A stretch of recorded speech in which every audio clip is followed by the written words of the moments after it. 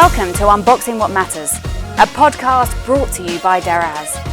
In each episode, we will unpack the opinions, topics, and big ideas that are inspiring and changing our world today. I am your host, Mimi Nicklin.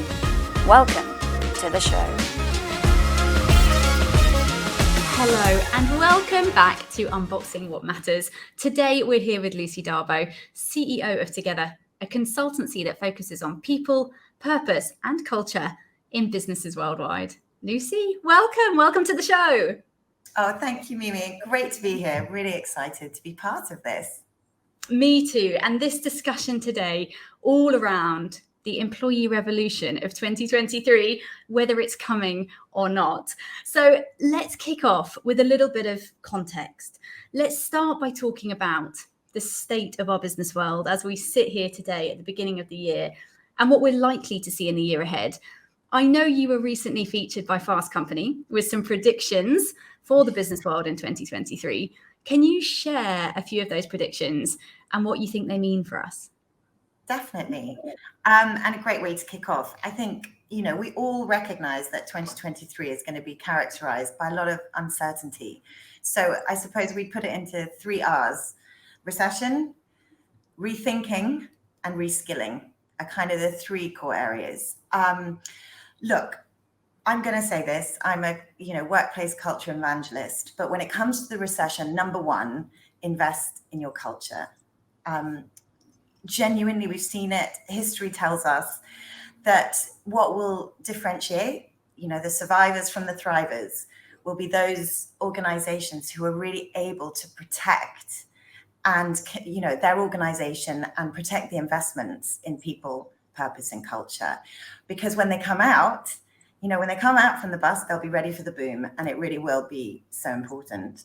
Rethinking is a big one. There are so many aspects around people and culture that are still up for debate and still unanswered. And I think one of the biggest ones is still around flexibility, the office, what that means. So really encouraging leaders to rethink how they are tackling what their office workspace is for.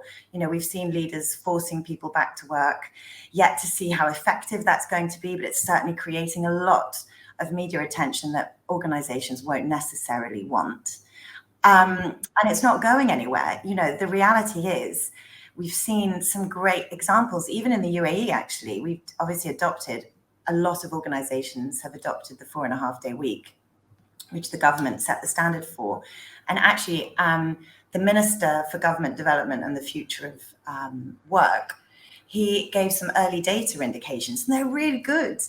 And it's going to be challenging for everyone because they indicated that absenteeism was reduced by 55%.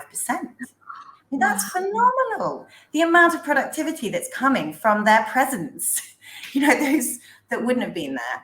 And then I think finally reskilling, the digital economy is pushing us hard and fast.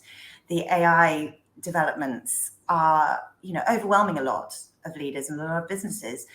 And I think reskilling our workforce to help them, because if leaders are uncertain, just imagine what your workforce are feeling like, worrying that I am no longer going to be necessary, what's going to be needed. And I think to reassure people, we just saw a piece of data, which I think is very, very reassuring, that in the last 3 months, job postings, 78% of them had soft skills as the predominant feature.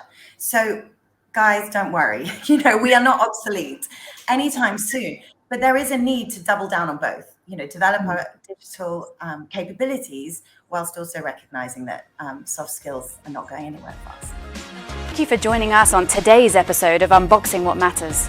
Subscribe and follow us on social media to stay on top of all that's to come in the season ahead.